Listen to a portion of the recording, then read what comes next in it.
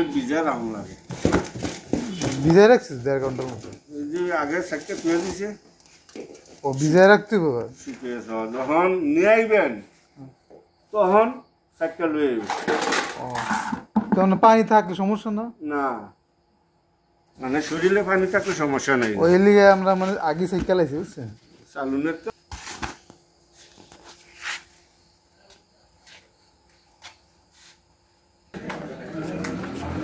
কালকে 2-3 কেজি তো দিয়ে